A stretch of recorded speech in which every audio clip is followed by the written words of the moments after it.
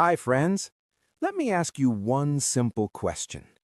If long-term investing is so powerful, if compounding is guaranteed, then why did an entire country invest for 30 years and earn zero profit?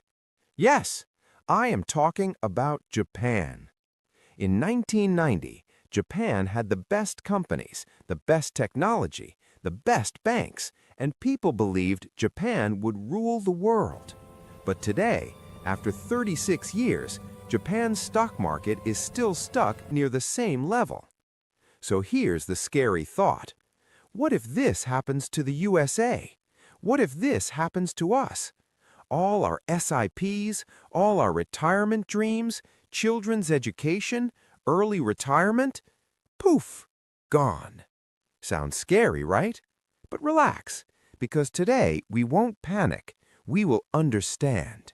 And once you understand something properly, fear disappears.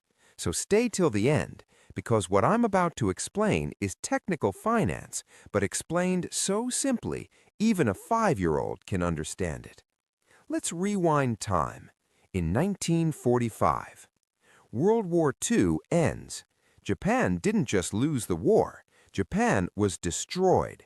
Cities burned, factories broken, workers dead. Economy equals zero. Japan was like a body with no heartbeat. So how did this dead body become a global superpower?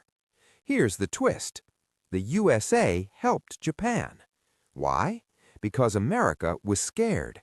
China had become communist, and communism hates capitalism.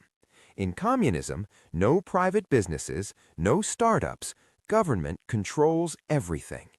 America didn't want another China, so they decided, let's rebuild Japan, but as a capitalist machine.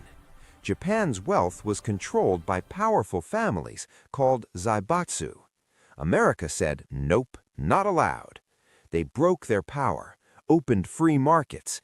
Anyone could start a business. Low-interest loans were given, factories were encouraged. In 1950, the Korean War starts. America needs trucks, jeeps, supplies. Japan was nearby. Orders flowed in. Japanese factories restarted. Cash started flowing. But this was just the warm-up. Back then, made in Japan meant cheap and low quality, just like how people say made in China today. Then came Edward Deming. His idea was simple. Don't perfect the product, perfect the process. Japan followed this like a religion. Slowly, Japanese products became the best in the world. Cars, electronics, machines. Quality equals legendary. By 1965, Japan started exporting more than importing. Trade surplus. From 1950 to 1970, Japan's GDP grew at 10% per year. Unemployment, almost zero. People were rich, companies were rich, banks were full of money. And too much money is dangerous. Now, let's jump to the 1980s. America was in trouble. Unemployment rising, inflation rising, exports falling. Why? Because the US dollar became too strong. American products expensive, Japanese products cheap and high quality. America had a plan, a dangerous plan. In 1985, finance ministers meet at the Plaza Hotel, USA, Japan, France, UK, Germany.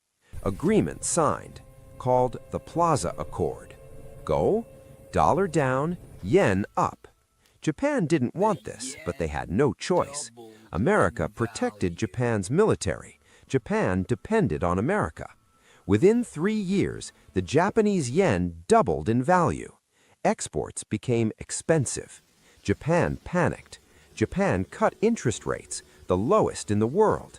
Money flooded the system. But instead of going into factories, it went into stocks, real estate. People said, land prices can never fall. Japan is an island. The Nikkei index exploded, 13,000 to 38,000 in just 4 years. Banks gave loans without checking risk. Regulators slept. Everyone felt rich. And that's exactly when bubbles burst. In 1989, Bank of Japan raises interest rates. Panic. Bubble burst. Stocks crashed. Property crashed. By 1990 end, $1 trillion lost in stocks, $3 trillion lost in real estate. But here's the real tragedy. Japan never truly recovered. Banks were bankrupt, but not closed, called zombie banks. Government delayed action. Companies stopped innovating. Populations started aging. Old people save money. Young people spend money. Japan had more old people. Deflation started. Prices stopped rising. Salaries stopped rising. An entire generation was stuck.